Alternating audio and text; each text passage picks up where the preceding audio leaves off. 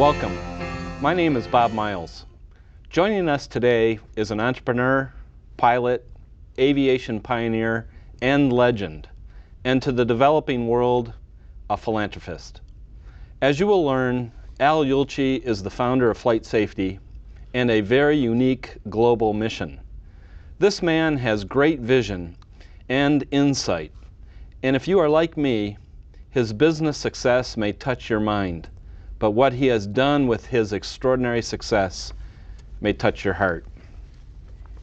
Al, have you accomplished everything in your life that you've wanted to accomplish? No. What more would you want to accomplish? You never know what's next to do, and that's the way life is. If you knew exactly what you're going to do and you did it, then what else would you do?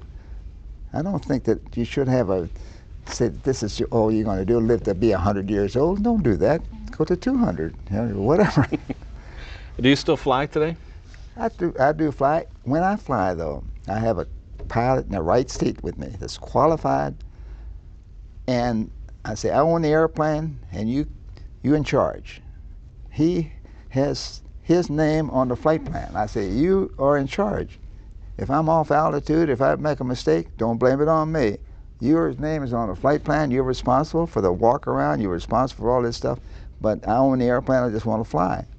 And I do that with a lot of people. Arnold Palmer is doing the same thing. A lot of people I know that we train. We tell them, if you have enough money to buy an airplane and don't have enough sense to have a pilot to go with you, especially on a jet, then you shouldn't have an airplane.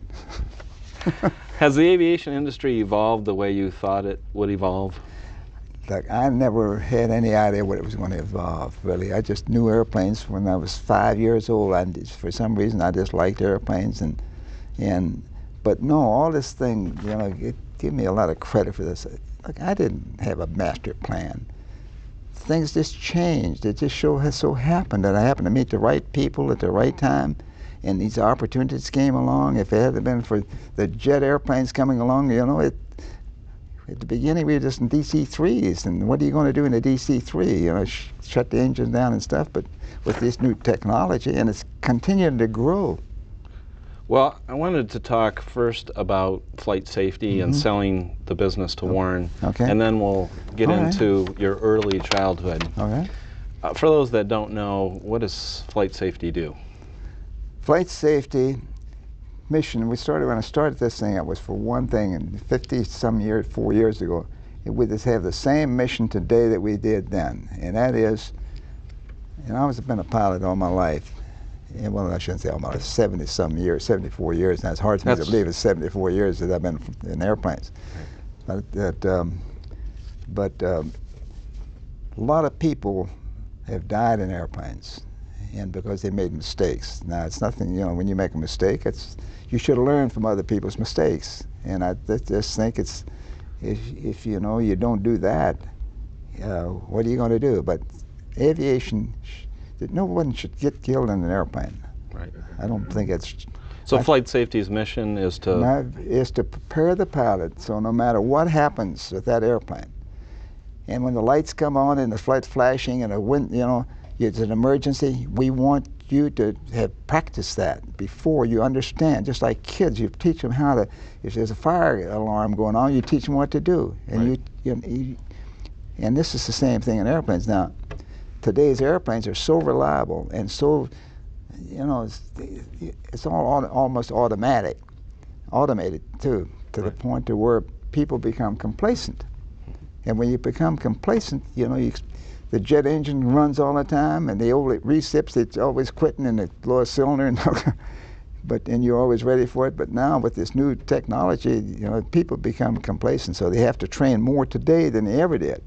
And the more they automate the thing, because when everything goes black in the cockpit, and the instruments, now you got to fly just one little instrument there, that horizon, and that's pretty tough to do. How many pilots do you train a year? About 75,000 pilots every year we train. Wow. We've been... And how many simulators do you have? We have 97 or something. See, you guys make questions. See, you have, I think, 230 simulators and 42 centers. Yeah, okay. Thank you. I'm glad to know that. I can tell you. You have one of the most profitable businesses of the Berkshire family. You think so? Why? Yes. Why would you want to sell a business to Warren Buffett and Berkshire Hathaway? Let me say this. The reason I was a public company for years. Started out, private, and then I went to over the counter, and then the American Exchange, and then the New York Stock Exchange, and seeing. And I was a major stockholder in the company, and there's a lot of big companies wanted to buy the company, and I've seen big companies when they buy little companies, they'll try to change everything, and I didn't want to do that. And a lot of our employees had been there for years, and I wanted to see that they carry on this mission of making aviation as safe as we can, and these good people. And the reason I went, well. Again, I'm not going to name the names of the companies that tried to buy FlightSafety because they kind of looked at the balance sheet. We were making pretty good money, but we weren't making too much. We just, you got to make a good return if you're going to teach these youngsters around here going to business school. They got to learn that you take in more than you spend. Right. But anyway, this the reason I did is because, and I'd never met Warren before. No. And so.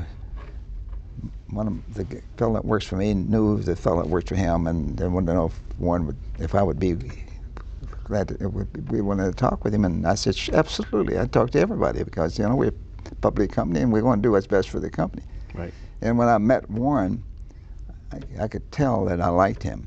And we sat down in New York at a little table, about this size, just the both of us.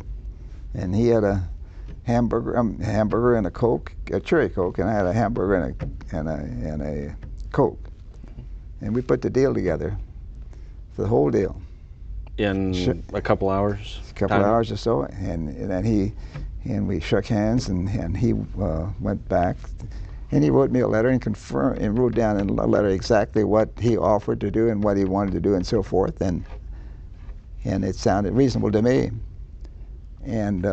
Of course, I had to go to we were a New York Stock Exchange company, so we had to go through all the procedures, a fairness opinion, and you had to do all these things. And they had all the shareholders.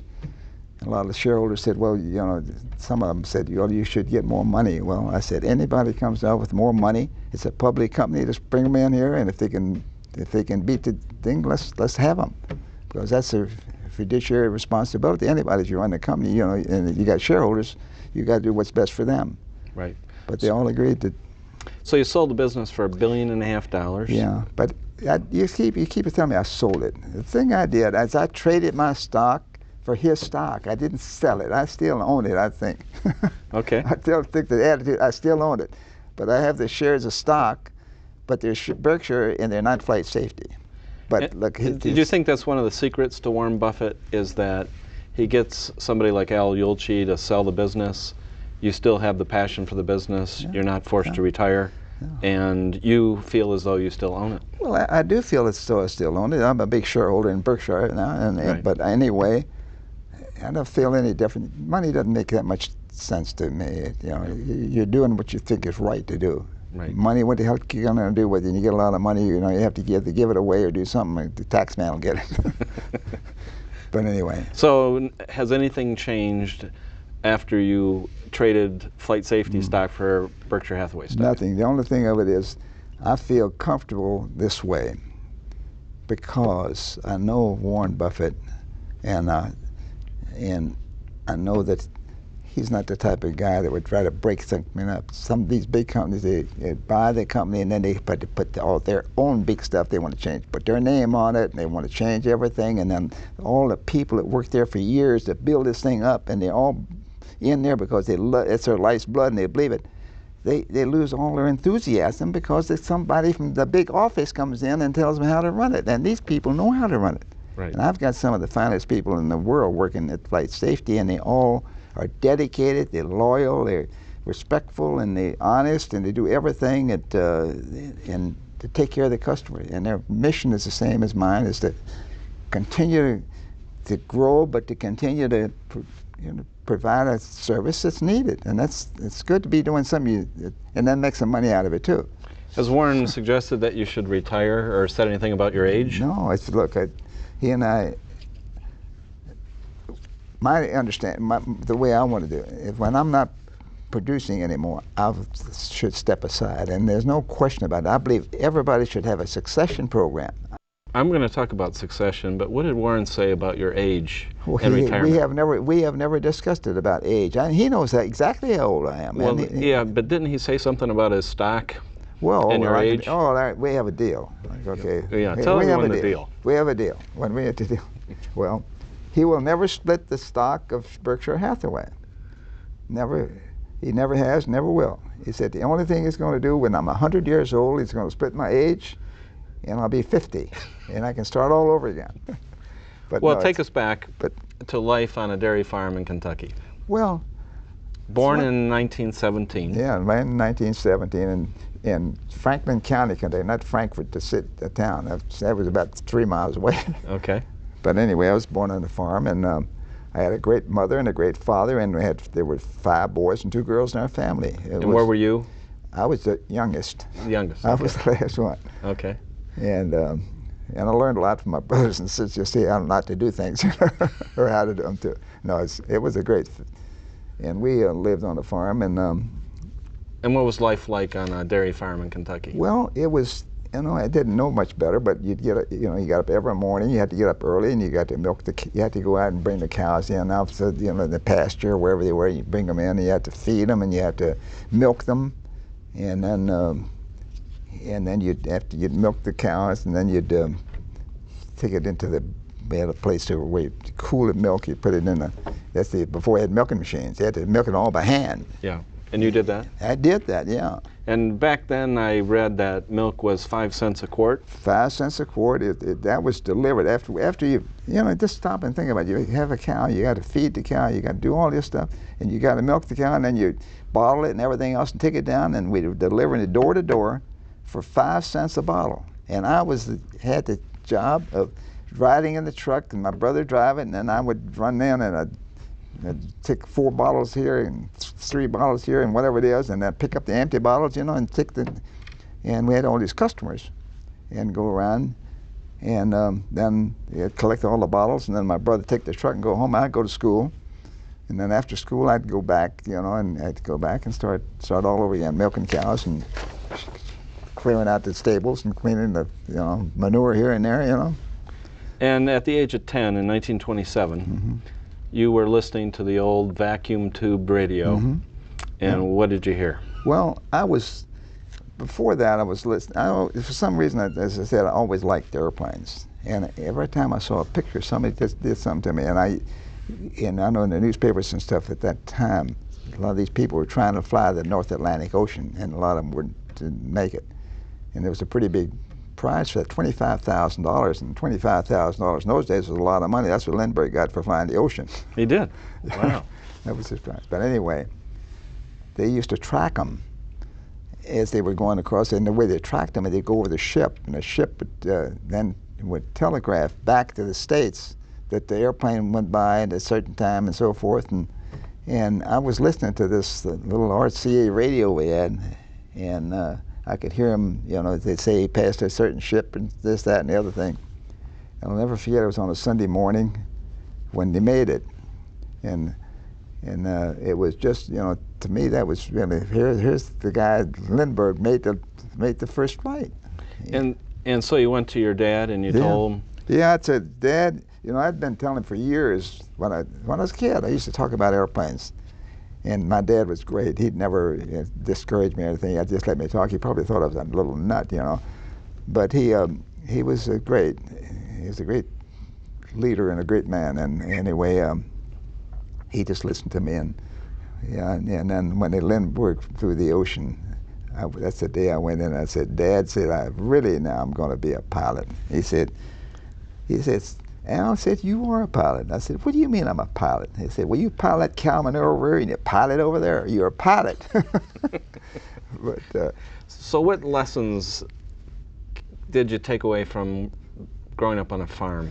Well, I learned a lot about nature. I learned about animals. I learned about, you raising crops. And, it's going back to the earth and see what it's all about. I mean, take me back, Al, when you went on your first flight. Yeah. Do you remember in 1933, at the age of 16, first flying an airplane? Well, I remember a lot of this stuff here but the thing is, when you say first flying an airplane, you know, a lot of the things, I rode in airplanes a few times, and there was open cockpit stuff, you know, and I was just a kid on that thing, but I didn't do any flying then, you know. But do you remember your first flight? Yeah, I remember first as a pilot. Yeah, first solo flight too. First solo, yeah. Open cockpit. Open cockpit, yeah. The instructor in back, you were in front, or? No, I was in the back when I was there. He was the instructor. The instructor stayed in the front, and I was in the back. And you were 16, 1933? Yeah. And do you remember your first airplane? Well, that OX-5 was OX-5 Waco was my first airplane. They used to call it a Waco. Yeah, I mistakenly called it a Waco. How were you able to afford, at the age of 16 on a dairy farm, flight lessons and your own airplane? Well, let me tell you, there was no plan there. I was working on a farm. I knew I wanted to fly. I was going to high school, and I was set to go to the University of Kentucky to go to the university. However, I wanted to fly airplanes, and I figured that there was no way I could make enough money to take lessons by milking cows and selling it for a nickel a quart, and of course that would have to have the farm and everything else to do that. Right. So I figured there was this White Castle hamburger stop was right near the school I was going to. There was a high school there. Right. I went to grade school, first 8 grades up to the 8th grade in a one-room schoolhouse, and up on a little hill there from where. You did. But anyway, when delivering milk, I was old enough then. I was going to the high school. Right. And I saw that you could buy hamburgers for a nickel, and I thought that was a lot easier to sell a hamburger for a nickel than it is to milk a cow and deliver it. I said so I was able to talk a guy into letting me have a little place there in Frankfurt, a little kind of a hole-in-the-wall deal, where I could start up this little hamburger shop, and I called it the Little Hawk Restaurant. And I sold a lot of hamburgers there. They were selling for a nickel and Cokes for a nickel, and I was selling a lot of them, and I wasn't making any money. So I thought, this isn't working either. So I just raised the price to 10 cents, and the people still like my hamburgers, and I give them a volume discount. You buy a dozen, I give them for $1 for a dozen. Okay. And I was making some money, and I was then able to go to take flying lessons up in Lexington, Kentucky, and then you bought an airplane. Well, the way I did the airplane is, everything has been lucky, and a lot of people have been very helpful. I just knew a lot of people, and they all were very helpful to me. And they had faith in me, I think, and I don't know why, but they did. This guy was the president of the bank, and he'd come down and eat hamburgers, and he liked them, and I'd tell him all of my ambition and stuff, what I was going to do, and he was very nice, and he asked me, how am I going to do it? And I said, well, I have to buy an airplane, and I don't have the money to do it, but I got the hamburger shop going there pretty good, and the guy, he loaned me $3,500 to buy an airplane. Based on your hamburger business. Yeah, based on my hamburger business, and he had faith in me, and I don't know why. I mean, so he did. And some of those bankers are, pretty good. It was good to me. And that's the way I got started, and then went up to the university, and I was supposed to go to the university, and I'll just admit that I never did graduate, and I didn't really like the university because they were lecturing about all kinds of things I had no interest in. But that airport was right out there, and I'd go out to the airport and spend my time out there, and that. So you, along with Bill Gates, are a college dropout, then? I'm a real dropout. I'm not even hardly drop in. I don't. I did. Like, it's no question about it. But I met a lot of smart people, though. So you then became a barnstorm pilot. Yeah. Gave people rides for $1. Well, what I did first, I made enough money so I could get a limited commercial license, and that's when I bought the airplane. Okay. And that's then I could go out and fly people. I couldn't fly more than 100 miles from the distance, but I do barnstorming and stuff, and I go out and fly passengers go to fly over these little towns and drop over billboards like that and say, come one, come all, to this such and such a farm, and we're going to have an air show and all that stuff, and people can come out for airplane rides, and I go out and for $1 a ride, and I just take them off, and I just take off and come around this tight turn and come right back and land. That was for $1. Yeah. 50 cents for kids. But I was making enough money just to buy gas, and the gas was automobile gas. It was not kind of aviation. There was no aviation. There's not even nobody thought of that. I mean, these old X5 engines, and they were liquid cooled, and but I was buying gas from the Shell or Gulf War for 13 cents a gallon or something like that, and put it in the airplane, and it worked. But from there, you got a job in Cincinnati at the Queen Service. Queen City Flying Service. I went to work for a great guy. He was a German guy, but he was a very strict guy. And he went Queen City Flying Service, and I learned a lot from him because he was very honest. He was a good man, and he. So you were in still open cockpit planes, flying your passengers. They'd get in the front seat, and you would be in the back seat, and you would charge them to fly. Yeah.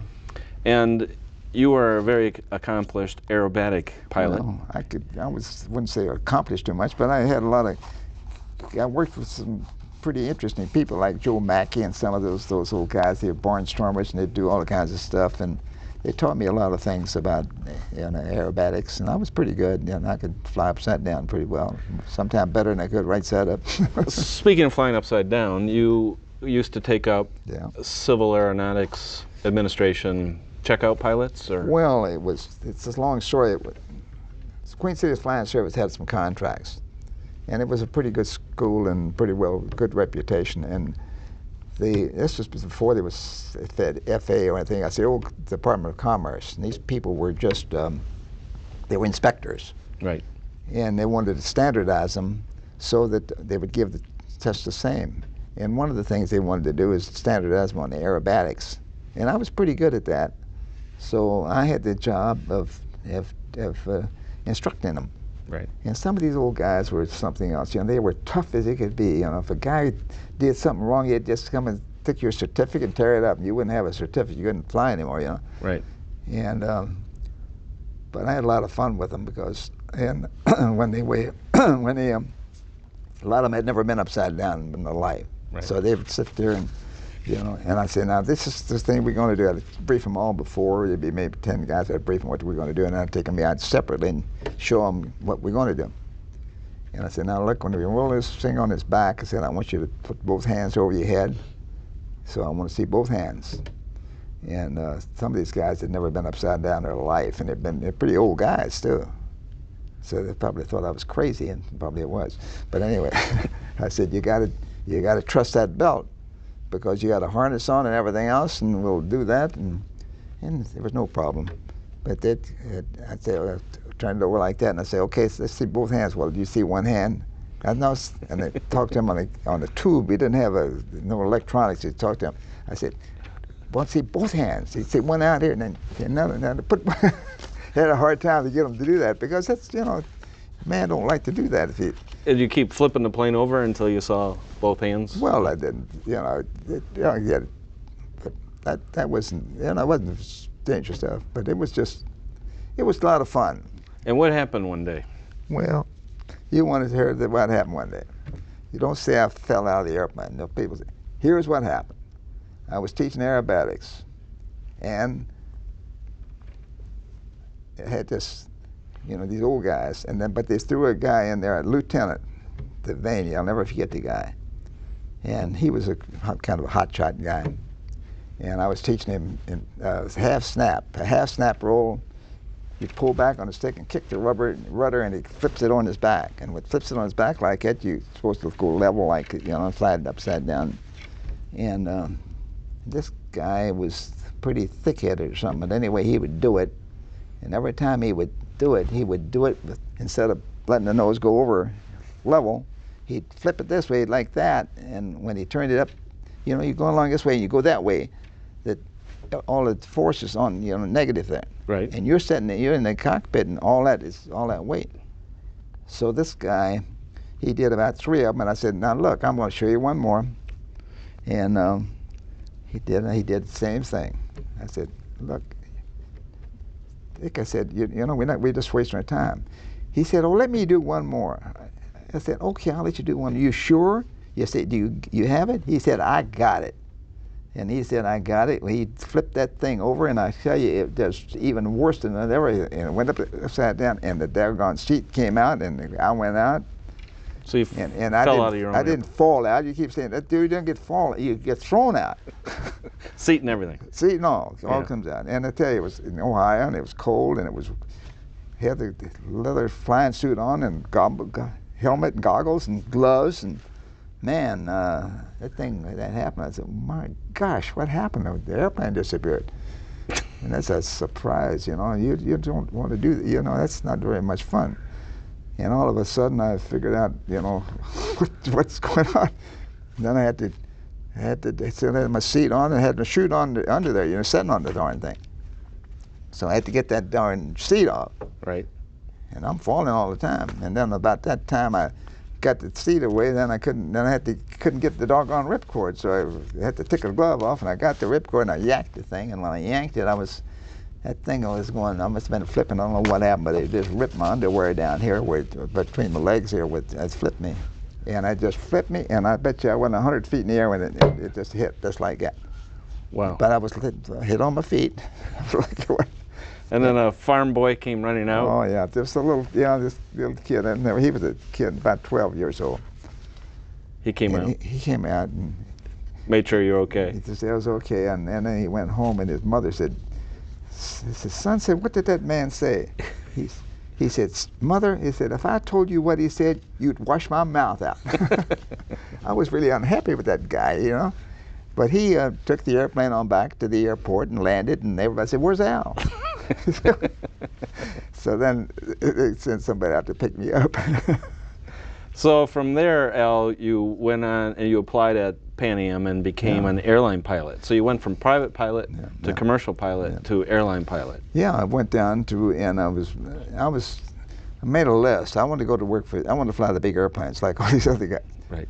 And I made a list of the airlines I wanted to go to work for. There was a list of them. There was TWA, there's American, Pan Am, and all. And I made a list, and I had Pan Am at the top, and I had TWA and American, and then I got to the bottom with Northeast. And I was waiting for somebody to give me an interview. Right. And I got an interview from Northeast Airlines, the bottom of the list. Yeah. And I just get up there and just going to school, just starting.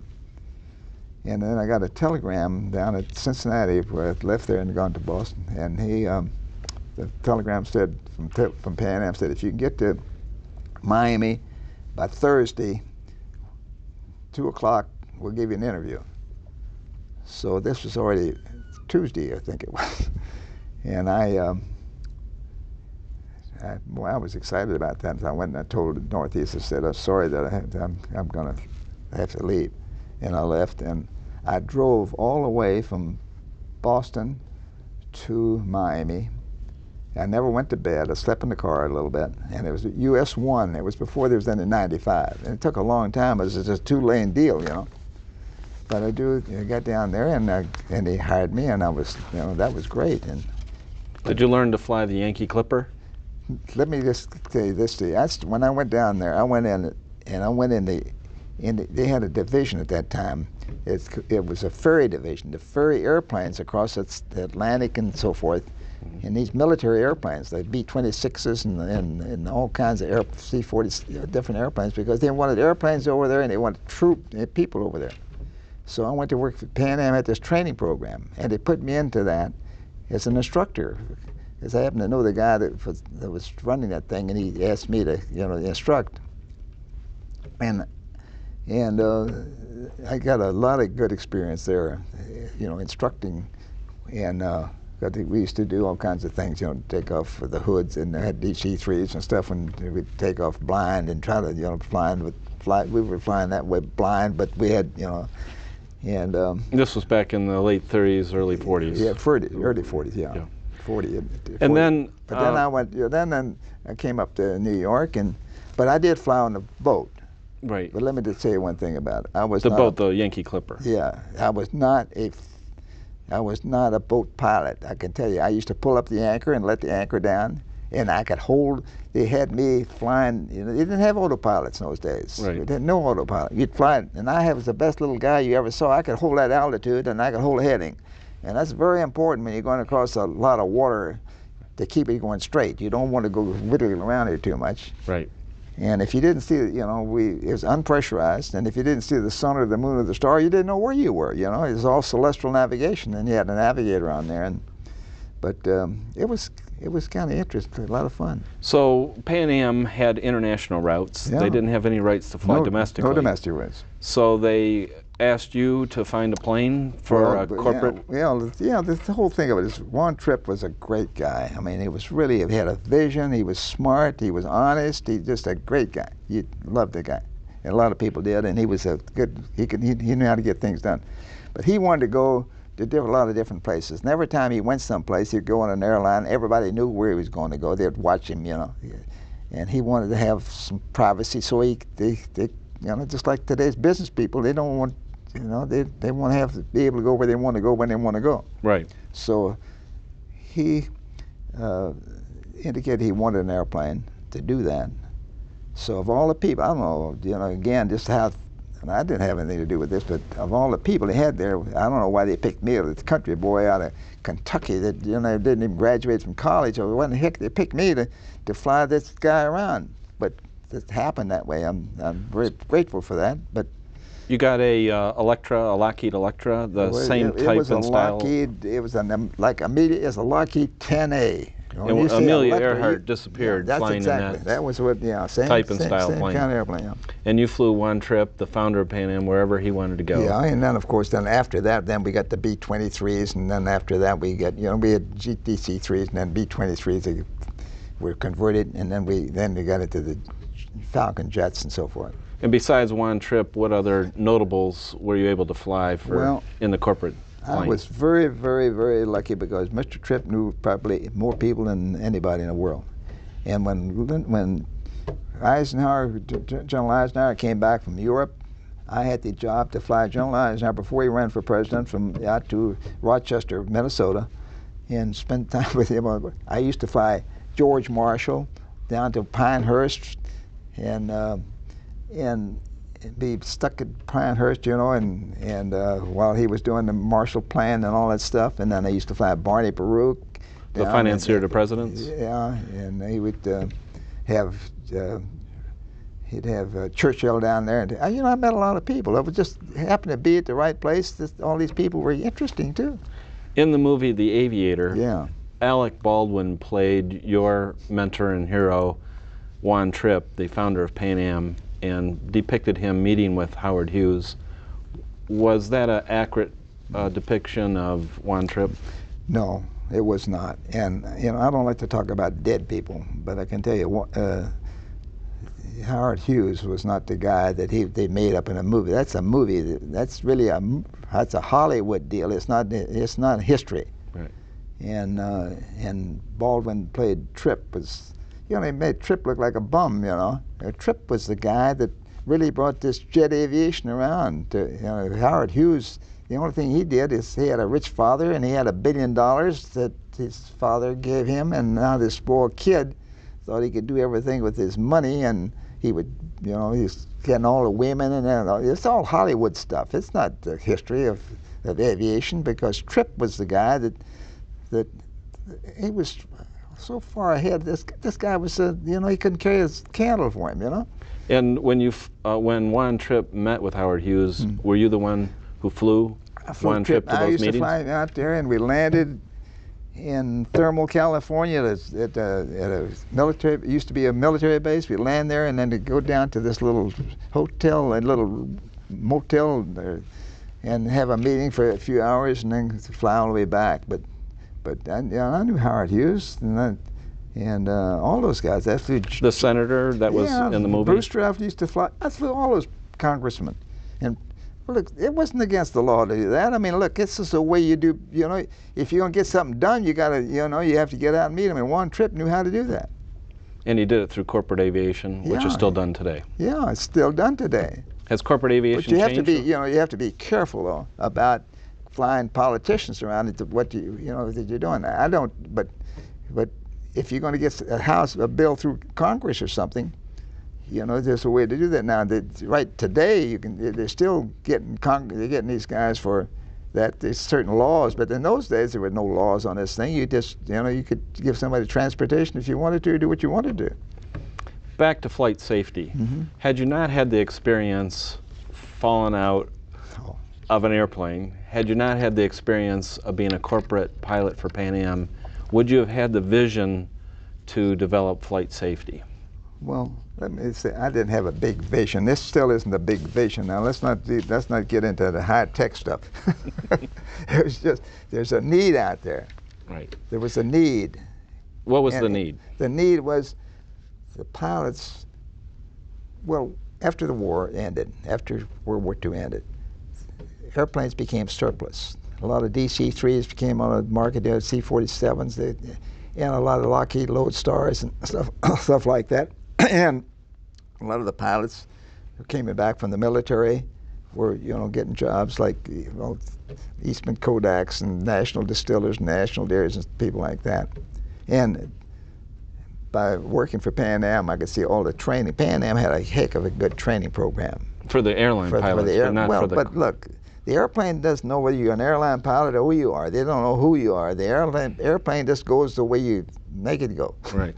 So, but wasn't there? Didn't you see a need that corporate pilots did not have the training? Yes, that's right. And so you mortgaged your house. Well, to start flight safety. Yes. Yeah. Well, that's another. In 1915. That's another long story. Yeah. Well, in 1951, you mortgaged your house for $15,000. Yeah. You bought a old link trainer? Let me say this to you. Before, though, when I started flight safety, I didn't mortgage my house before I started flight safety. I started flight safety with just a wooden desk, an old desk, and right there in the Marine Terminal on the third floor. LaGuardia Airport in New LaGuardia York Airport. And all I had was one employee, a female. And she did everything, answered the telephone, did everything else. And I was still working for Pan Am. But I talked to Warren Tripp about what I wanted to do. Right. And I told him about that. And Warren Tripp said, Al, he said, I have no objection if you want to do that. Because a lot of his friends were buying these airplanes. And he could explain to them that, you know, they needed a training program, and he agreed with me. So he said that I could keep my job and do that. So you could still fly the Warren Tripp and the corporate plane of Pan Am and start flight safety. And I did not do the instructing. What I was doing then, I would hire some of these Pan Am instructors and some of the other people to be instructors for me on a per job basis, you know, instead of on salary. And you didn't take a paycheck? I didn't take a pay for the first I worked 17 years for nothing at Pan Am. I mean, at flight safety. But I had 4 kids, and I had to send them to school, and I had to make a living. And I had to keep my job at Pan Am, and Mr. Tripp was a great human being, and he'd let me do this thing, and so it just kind of developed. So in 1968, you took flight safety public? Yeah, I was 50 years old in 1968. I didn't figure out how old I am. And then I was 50 years old. What I did then is I took early retirement from Pan Am. Okay. And I went full-time at flight safety. And then I went public with flight safety. You raised a couple $1 million in order to buy simulators? I've raised some money. I had all kinds of ways to, it's kind of tough to raise money if you just start out. You're going to be an entrepreneur. You say, how are you going to get the money? Who's going to loan you the money? It's pretty tough to do that. But what I did is some of the first simulators, there was no way I could raise enough money to do it. So I went out and I met my customers, talked to my customers. Eastman Kodak, National Distillers, National Dairies, Texaco, a lot of these different, I was working with them in the DC-3s and Lockheed stuff, and then that's it.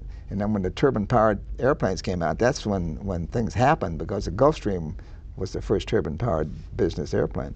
And so I didn't have the money, but I went to the corporations and I said what I wanted to do, and said I was going to buy I wanted to buy this simulator, and they would. I wanted to ask them if they would invest in it, and I would say that we'll get you so many hours of the trainer and that you can use it, and you could use it over a 5-year period, and so I put the money in escrow because Ed Link wanted to make simulators, and Ed Link couldn't do it because Curtis Wright had all the patents. So Ed Link wanted to do it, and so he and I knew him well, and we talked about it, and I said, okay, I'll buy the trainer from you, but you're gonna get sued, and I said, you got to indemnify me, and he did, and we had an agreement. And built it, and sure enough, they did sue me. They tried to get an injunction, but they couldn't get it. And Ed Link, they won the case because they said they had all the patents and everything else. Well, Link was not infringing on their patents, but they claimed that and he won the case. That's what put Link in business, to build commercial simulators.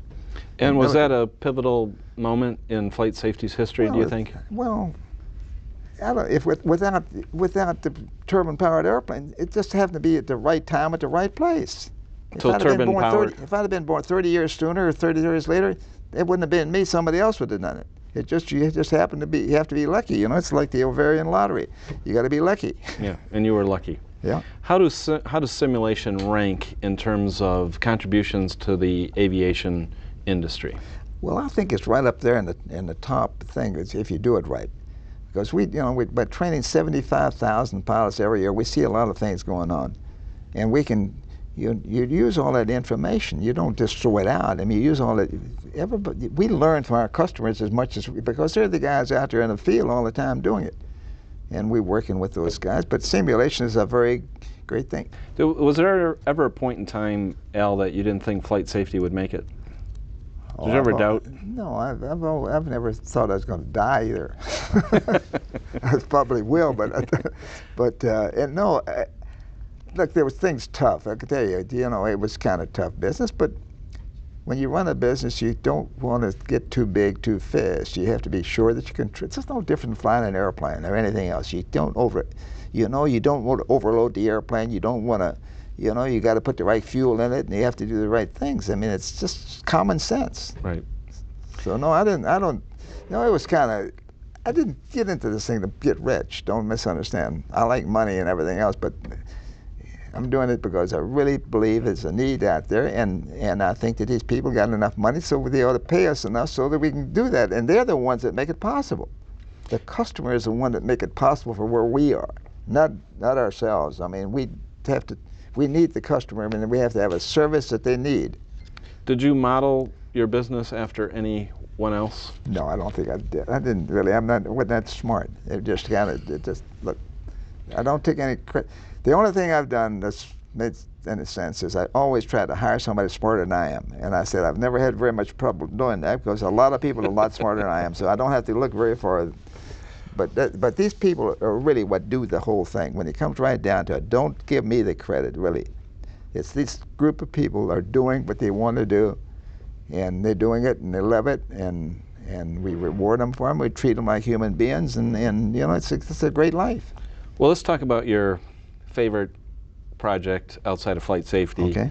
Orbis. Orbis. How about the story of Orbis? Well, your gift of sight to the world. Well, here is the situation. There is a David Payton. David Payton was the chief ophthalmologist down at, he was in charge of medical school in Houston, Texas. Right. Dayton, he had the idea and the vision of, he and his father, he used to go to all these different developing parts of the world, and he had the idea that maybe I'd take this in an airplane if he could. And so the see, all these things kind of happen. You know, God does things. Sometimes you never figure out why it happened, but you know, you just don't plan all that stuff. But he happened to know Betsy Tripp, who was Warren Tripp's daughter, and he knew another guy, Tom Knight, who went to Princeton with him, and so Warren Tripp, well, Betsy asked her father told his father about this Dr. David Payton, and then Warren Tripp asked me if I would come down and have lunch with him at the Sky Club there in New York. And sure I would. You know, I'd worked for him all these years, and this was in 1980, 1981. Yeah. It was always before that. Yeah. It was before that. It was before that. Because the airplane started flying in '81. It was this idea. It took a while to get it around to, but it was David Payton's idea, and. But they approached you because they needed your aviation contacts? Warren Tripp is the guy to call me and asked me if I would do that. Said, Skipper, would you come in and see what you can do with this guy? He called you Skipper? Yeah, he used to call me Skipper. He was a good guy. Anyway. So you went out and got the plane donated? Well, it was longer than that. Before that, it's, you know, put an operating room in an airplane, you know, I figured, you know, this could be a big problem. You know, you put the operating room in there, and the doctor is in there performing an operation, and they get a wind gust or something, he'll poke his eye out, and you know, all these things. I said, why don't we ought to do this in a bus or something? Well, you can't take a bus into Africa and Ethiopia and all these different places. You got to fly it in there. So, but. So you got a plane donated by United? Yeah, but the thing, before we did that, we had to go down. Went down to Houston. I thought we were going to get a 707. We got all spec for everything, but it took some readings on it because gust loaded. You had to figure out where the place to go to put the operating table. So we figured out that if you put it right in the center of gravity, it would be the best. Because if you put it aft or forward, this is where you get most effect when you get a gust of winds. So we stabilized the airplane that way in the operating table. So that, but then they had to get an airplane. Where are you going to get an airplane? Well, Tripp was a great guy, but you know he was retired from Pan Am, and once you retire, you know you don't have any more horsepower. Right. But he did know a lot of people, and through my experience of flying all these people around, C.R. Smith and all the different, I happen to know a lot of those guys, Donald Douglas and the guys at Boeing and so forth. And I tried to get an airplane, and took a long time to do it, but we got into had to see Eddie Carlson, who was the chairman of United Airlines, and Eddie Carlson was a great guy. He was the chairman, and he told Dick Ferris that they were getting rid of this old DC-8s. So he told Dick Ferris to give me an airplane, but said, be sure you got enough. He's got enough money to pay for it. I mean, to fix it up, and they won't sell it. So I said, well, I'll sign that. I said, I'll guarantee you we won't sell it, and I think I got the money to pay it, or get the money. And we did, and he gave us the airplane, and we converted that. And how many countries have you visited with Orbis? Over 83 countries. All developing countries? All of them are developing countries. You know, there's no use to do it. Well, you go with, you know, what you call it, developing. We've been to Cuba with this thing. We've been to, you know, we've been all over China. We've been to India. We've been to Pakistan. We've been to Afghanistan. We've been to all these different parts of the world. The people are, you know, they're all human beings. And how many eyes or lives do you feel as though Orbis has saved over the years? Well, we know, according to the World Health Organization and so forth, that you know more than 3 million people are seeing today, much more than that. Because what we've done is we've taught the doctors how to do it. We want them to do it. Right. We don't want to do. We do what we have to, but look, we don't think that any one company or any one country should do all these things. Each country has got their own kids, and these kids have to, if they can't read, they can't learn, they can't do anything, and it's a big problem. So you're now a DC-10? It's a DC-10. You got 350 ophthalmologists volunteering from all countries? But they don't all go on the airplane now. Right, a lot of our doctors go out into the field, and then we've got these field offices around in China and in Ethiopia and different places. Right. I just came back from Paraguay not too long ago down there in South America. But they, what it is, we are just, our doctors are teaching them how to do this thing, and it's a great program, and we use them now. We use the internet for a lot of this business. When a doctor goes into a country, they teach these doctors as much as they can. But you can't teach them, just like teaching somebody how to fly. You can't teach them how to fly in a few days. You know, we teach them as much as they can, but we do just like you do in the university here, where they, you know, we have, you know, it's telemedicine. We call it telemedicine, where our doctor, after he comes, he gives them a computer and a digital camera, and the people over there, they call themselves doctors. They're not doctors. You don't ever let one of them touch you, because, you know, they don't even have the education and stuff to really be doctors. But we can teach them an awful lot. I mean, our doctors do, and the best doctors. Our doctors are teaching doctors out of the universities, and they're very good. But we teach them how to do it. What's the goal of Orbis? The goal of Orbis is we want to eliminate as much as we can blindness. Blindness is just stop and think, it's a very serious problem. All these people are, you know, it's 81 million blind, but 81 million more are going to go blind, because if you don't, it's prevention. A lot of things going on like in Ethiopia and a lot of these other developing countries, the people are drinking water out of the streams, and the streams are polluted, and it's terrible. And we know what causes them. It's just like we know what causes cancer. We know smoking causes cancer. You don't smoke. Right. Why people continue to smoke? What about succession, turning the job over to Bruce Whitman, which you've done? Well, was it hard for you to give up control? It wasn't hard at all. Again, see, I learned a lot from other people. I was there with Pan Am, the best airline in the world, the biggest airline in the world, the best man in the world, built the greatest team in the world. But the one thing he didn't have is he didn't have a good succession program. And when he died, the guy that was going to be there, he had cancer. And you know, you got to have somebody to back it up. Just like I tell people, you know, when you the captain of the airplane and you go back in the men's room, you know, and you don't come out, you have a stroke back there, you better be sure that co-pilot can bring everybody home safely, right? So Bruce Whitman was your co-pilot for 42 years. Yeah. And after 42 years, he thought maybe... Well, here was the situation. I believe very strongly that you should know who the successor is going to be. And I told people for years, I said, if I die, I never said, I never expected to die, if. I said, if. Because I don't want to do that. I don't think that's fun. Forget that. But, you know, if I became incapacitated, who's going to run the company? And I do that right now with every center, 43 centers, every manager.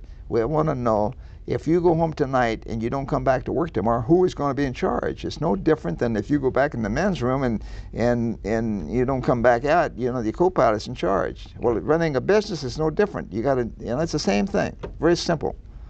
So your responsibilities now? Well, look, I still run the company. Don't worry about that. I mean, we got a team there. No, I just shouldn't say I never did. The people work as a team. They're all working together. They're working for a mission. They all know what they're doing, and I'm very proud of them. And I think that I want to see this continue on. And what advice, in wrapping up, would you give college students? I would say, to get your college education, you have to get an education. Don't do like I did. I'm a dropout. Bill Gates and I are failures. But anyway, no, I'd like to see the kids get their education, and then if they want to be professional pilots, that's the only ones we want to deal with, really. I don't want to teach people how to fly just to fly. Right. If you want to be a professional, then here's what you have to do. You know, you have to be honest without a question. You have to have integrity. You have to have discipline. You have to have all of these things that they have as leadership. Because you're going to be a pilot, you must be a leader. If you're going to be the president of the company, or whatever you're going to start a company, you got to be a leader. Right. And you have to be, you know, loyal. You have to be enthusiastic. You have to go through the whole alphabet. I can go through that whole leadership thing, but you don't want to do that. But it all gets down to honesty and integrity and respect for other people. And what about their bodies? The body is one of the most important things any of us have. I mean, it's the dumbest thing in the world. because we don't take care of our body. A lot of people don't understand that. It's just the old saying, you know, like when I'm a farm boy, you know, and so forth, and I had, you know, I was told when, you know, when you're 16 years old and you got your first automobile and you were told that you'd never get another car as long as you live. That'll be the only one there'll ever be. Well, you sure take care of that thing. You'd put it in the garage every night. You would grass it up. I mean, you'd grease it, and you would wax it. You'd put air in the tire. And what are you going to do about your body? And I tell this to my grandchildren right now and everybody I can, that, look, take care of that body, because no matter how much money you have, if you don't have your health, you have zero. Forget it. Well, we have to wrap up. Yeah, let's Al. do it. I'd like to thank you for your time, your life story, your business success, for saving countless lives, your special aviation mission, and for being a hero to me and to many others. To learn more about flight safety, visit FlightSafety.com, and to learn how you can help Orbis, visit Orbis.org.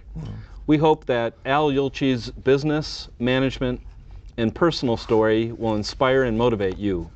Al is a real-life, extraordinary businessman from a Kentucky dairy farm to one of the world's richest people, who achieved remarkable success without compromising his principles, values, or ethics.